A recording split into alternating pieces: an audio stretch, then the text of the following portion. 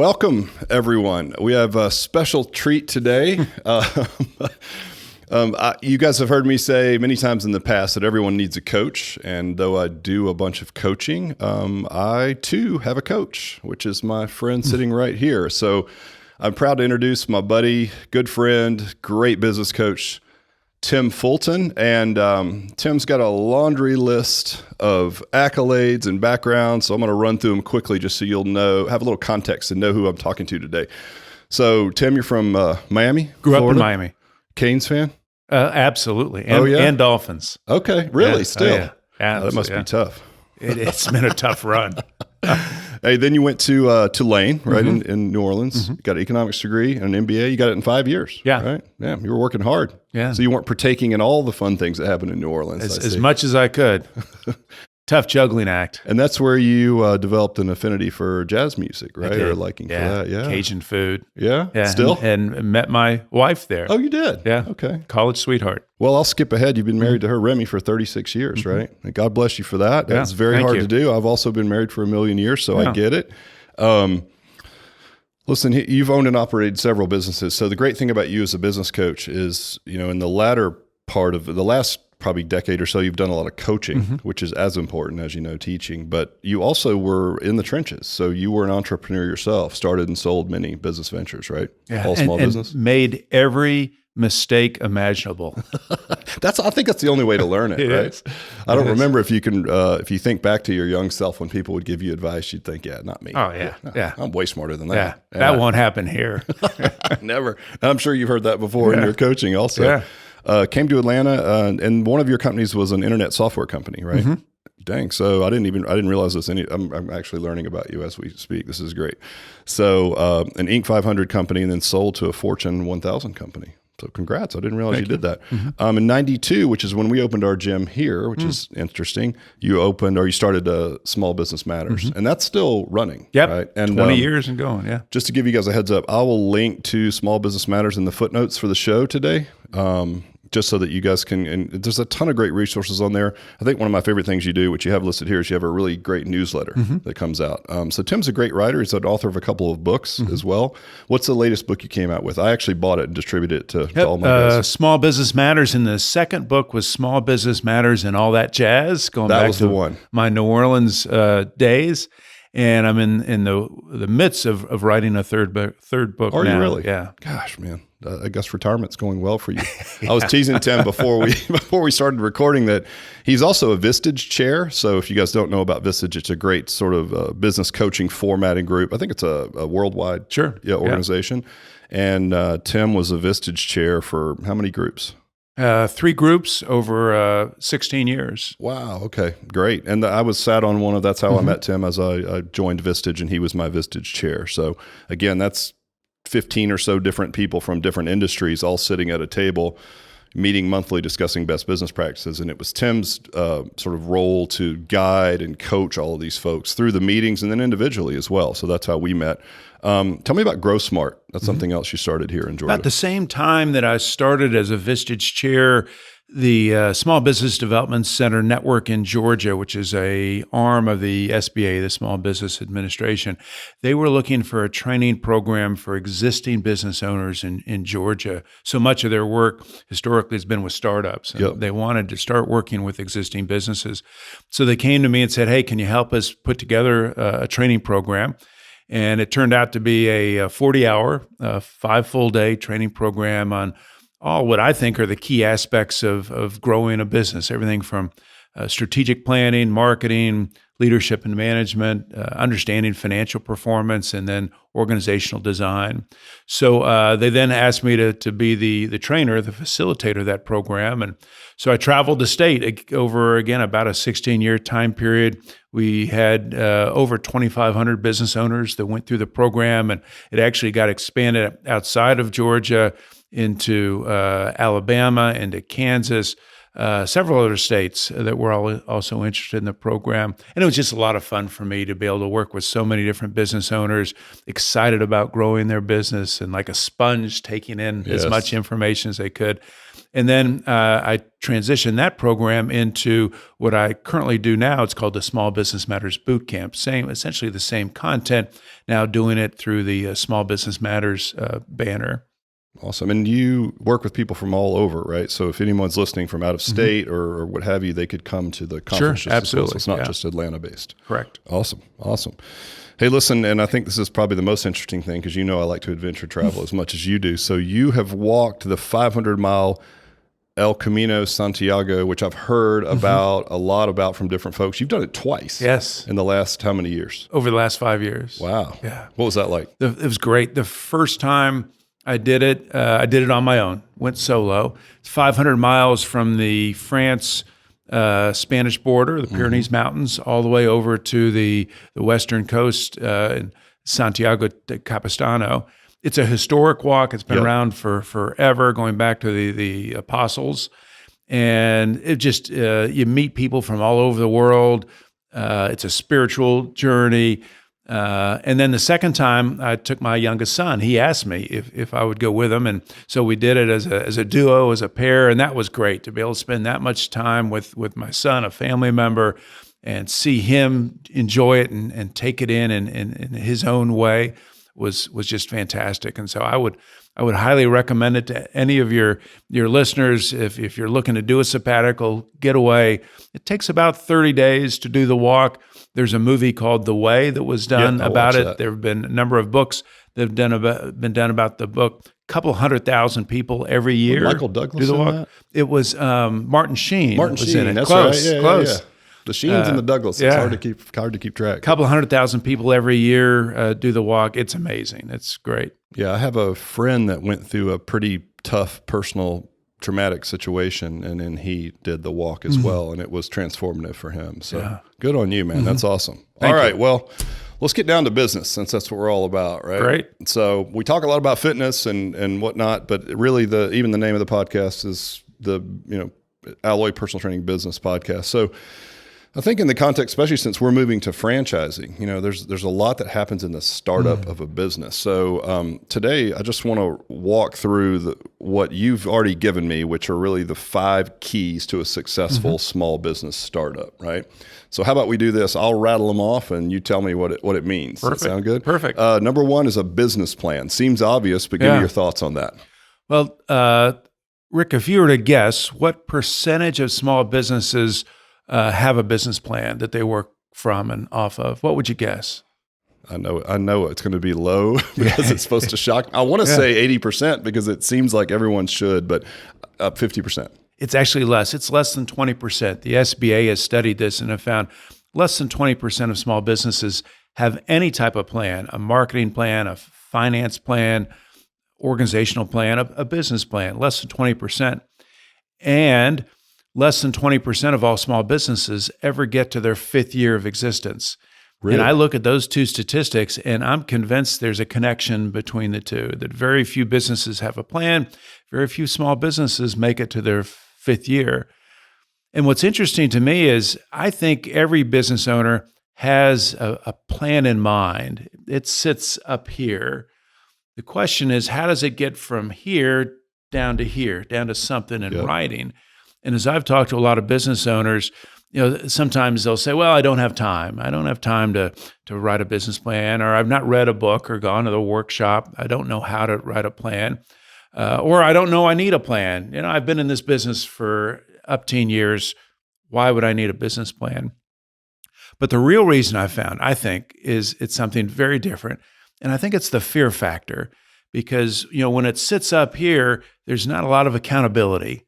You can't see my plan up here. You can't hold me accountable to it. You can't ask me questions about it. You can't challenge me on it. And so it's kind of a weak plan when it sits up here. But when I write it down, something different happens. Now you can see it. My team can see it. I've got to share it with the bank. So now there's a level of accountability that isn't there when it resides up here. So I think it's a fear factor. The fear of being held accountable, the fear of this becoming real when it's in writing. I think that's what keeps most small business owners from having a written business plan. And yet it's so important because once it's written down, this now becomes my roadmap. Like you're talking about the El Camino. Every day I had a book, and every day it said, okay, you're going to walk this far. You're going to stay at this inn. Here's where you should go for dinner. And here are a few things you should see while you're in this area. So I had a plan for that El Camino. The same thing for a business. I need to have a plan that says, okay, this is how far I want to take this business this year. Here are the strategies. Here are the tactics. Here's who's going to be responsible. It's all written down for me.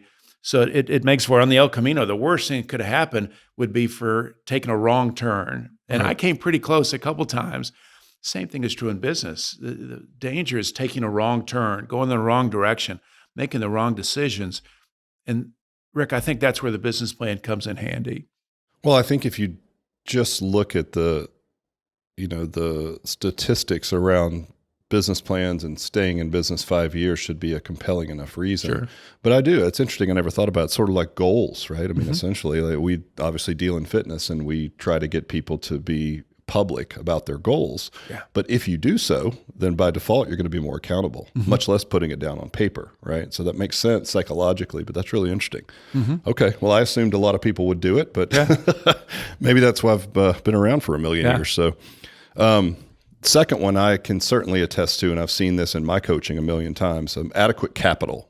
Tell me what you see there. Yeah, a lot of small businesses get started in kind of a bootstrapping mentality. Is I just going to have just enough money to get the doors open, buy some stuff, some inventory, hire some people, do a little bit of marketing, and then everything should be rosy, right? I won't need any additional capital. But the reality is, particularly for a growth business, that growth essentially absorbs, it sucks up cash, right? As we're growing, we need to hire more people. We need more space. We're going to expand our marketing efforts. We're going to extend credit maybe to our customers. I need more inventory. Growth sucks up cash. And unfortunately, many business owners don't realize that until they're in the midst of it. And all of a sudden, cash is getting scarce. And then instead of being able to grow as I'd like to, now it's going to have an impact on my growth. And now I may even have to go backwards in terms of the growth of my business. So in the boot camp that I do, Rick, when we talk about financial performance, we look at a variety of different ratios, numbers, key performance indicators. And one of them that I show people how to calculate is called working capital requirements. Working capital requirements. Essentially, it takes into several considerations, but it helps you calculate how much cash you need to have access to when you're in business to make sure that you never run out of cash. Because, when you run out of cash, it's game over. Right. You may have the best product, the best people, but if you can't write a check, if you can't make payroll, it's game over. It's like driving your car and running out of oil. The engine locks up and you can have a great looking car, but it's not going to move from that point on. So we calculate this working capital requirements as a function of the size of your company, how much revenue you've got. And then it's also a function of the financial model for the business, how much receivables you have, your payables on a monthly basis, how much inventory you're keeping. So essentially your working capital figures all that in.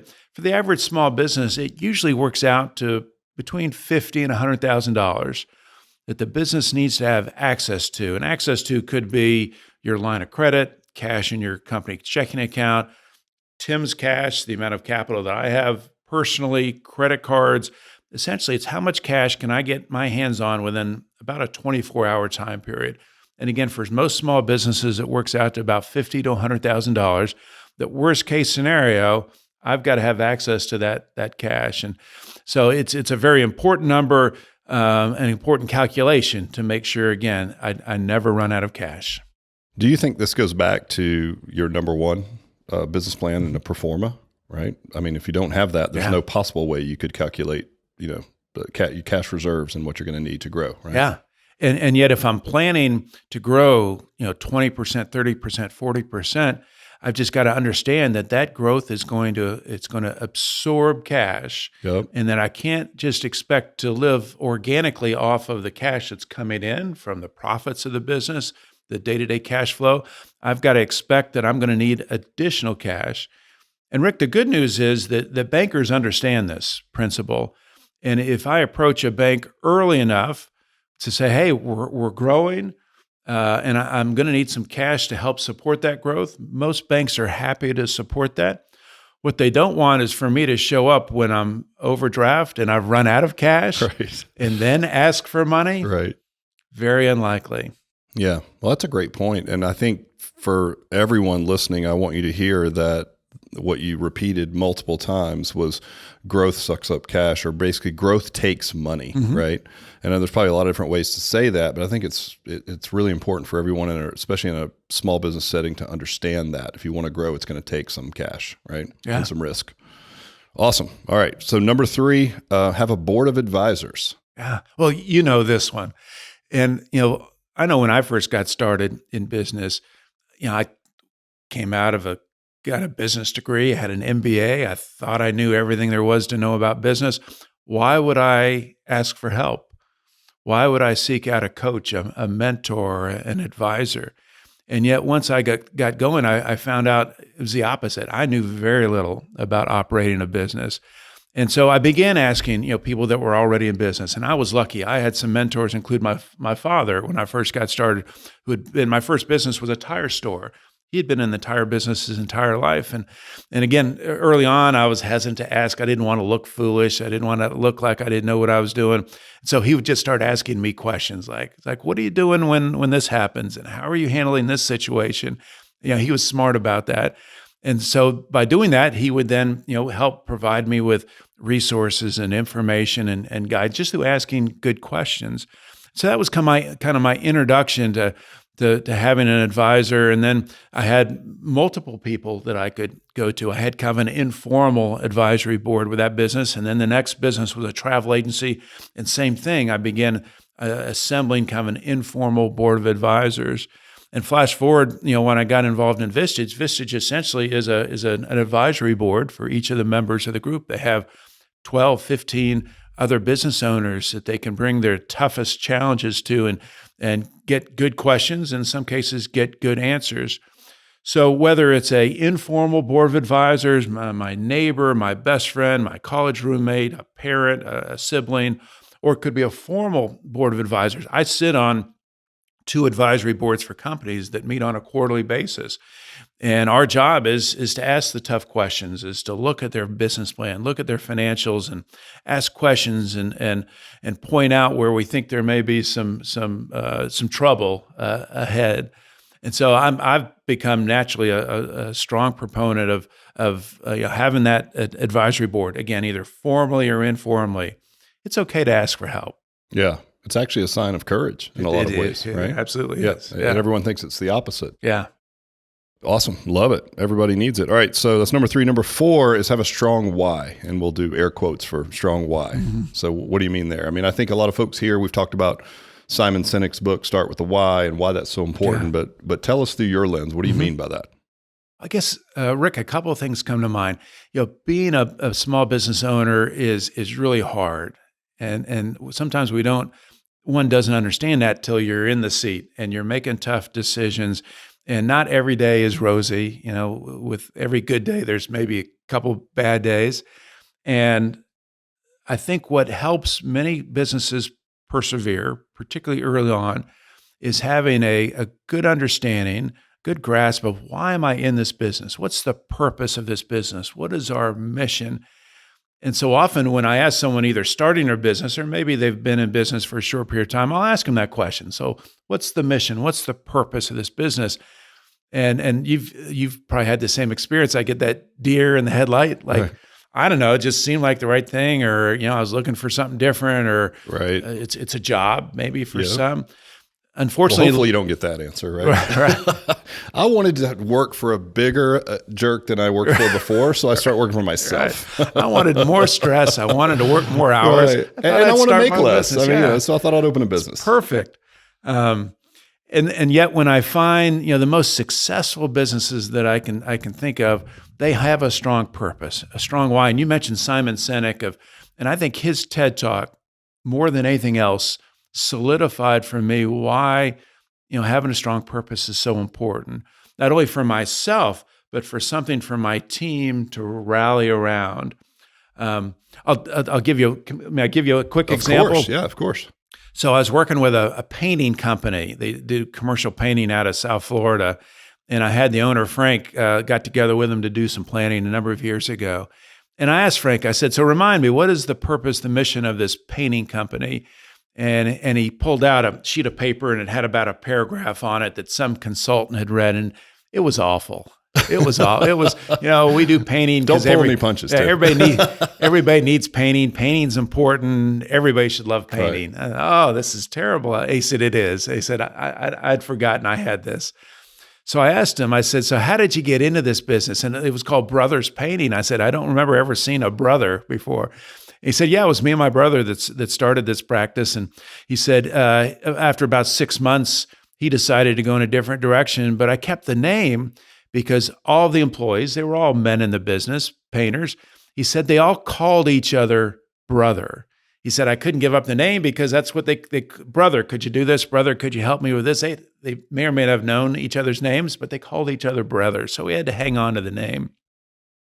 So then he said, so that's where the name of the business came from. And he said, before I started the business, I worked for Sherwin-Williams, big paint distributor. And he said they used to come into our warehouse, and the big painting companies, they would order their paint. Every day they'd come in. While they were waiting for me to pull their order, he said they would sit around talking to each other about how they were taking advantage of their clients. Because people don't understand paint, they don't understand the cost of paint per square foot, whatever.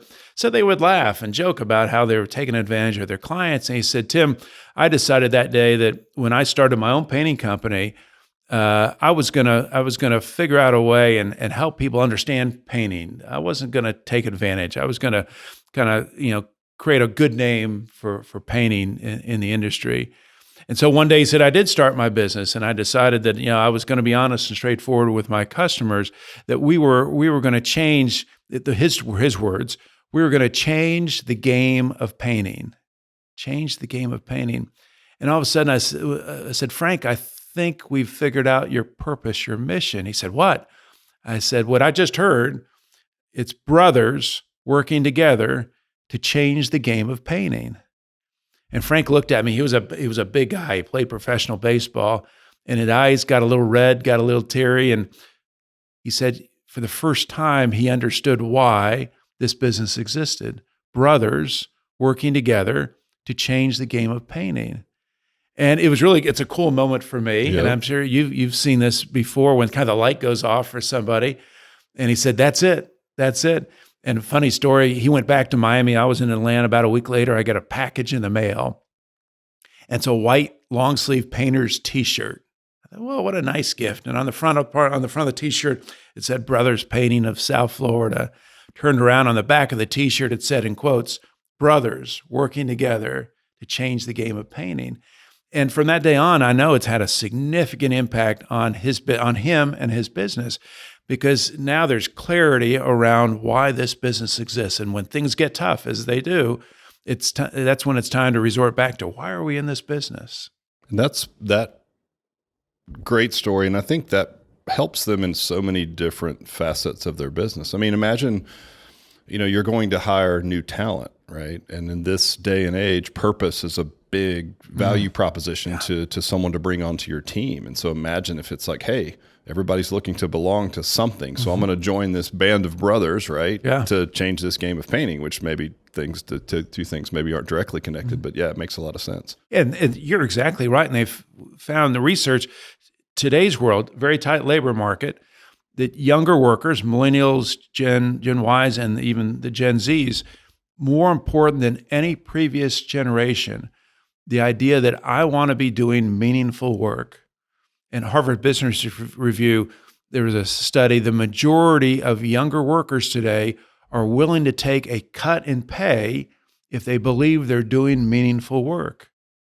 Well, it's funny, and you think about painting, right? There's not fitness, what we do, it's easy, right? Mm-hmm. If you're running a small fitness business, it's pretty obvious what you're trying to do, and you can directly put your hands on life-changing moments, right? Yeah. But painting, not so much. I remember a story about, you've probably read Delivering Happiness by Tony Hsieh, right? Yeah. And that's basically what the book was about. And he even said at one point, like, I don't even like shoes. I like people, and I like making people happy.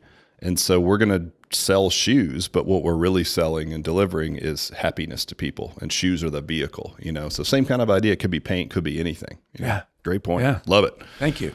Last, number 5, a growth mindset. Yeah, this one I think is really important, Rick, that I think the most successful business owners have what's termed a growth mindset. There was a really good book that came out. It's probably been 8 to 10 years, written by Dr. Carol Dweck, Stanford professor. And the book is called Mindset. And in the book, she makes the point that there are 2 different types of mindsets that everyone has one of. One is a growth mindset. A growth mindset is an individual who says, you know what, I know this much of this, and I may never get here, but I want to learn. I want to read. I want to go to workshops. I want to grow. I want to get better. And on the flip side is a fixed mindset, and it's not good or bad. A fixed mindset is someone who says, I've been doing this for a while, and I'm not sure there's much more to learn here, so I'm just going to keep doing what I'm doing. I don't need to grow. I don't need to watch TED Talks. I'm happy. I'm satisfied with where I am. That's so sad. Yeah, it is for us. Right. I right? just can't imagine. But I run into people all the time, and are they happy with where they are? They can be, but they live in a world of fear to some extent because they're fearful of making mistakes. Because if I have a fixed mindset and I pretty much have learned all there is to learn, heaven forbid I should make a mistake. How could this happen? Yeah, I'm all knowing. Yeah, where individuals with a growth mindset, they almost look forward to making mistakes because mistakes are learning opportunities. It's I remember Jim Collins in Good to Great said, you want to shoot bullets and not A-bombs. So, right. When you make mistakes, you want to make little mistakes. Yeah, bullets before cannonballs. Bullets before cannonballs. Get your range, yeah. Yep. So I don't want to blow up the universe, but I also understand that the only way I'm going to learn and get better is by taking chances, taking risks, and I'm going to fail from time to time. I'm going to learn from those mistakes. So I think that's so important for a business owner, a small business owner, to have that growth mindset. That I haven't figured this out yet, but there are people who have, and I'm going to learn from them. I'm going to experiment. I'm going to have this laboratory mindset where this is a laboratory that I'm working in. We're going to experiment, and we're going to make a mistake or two, and we're going to learn from those mistakes. I just think that mindset, that growth mindset, is really important.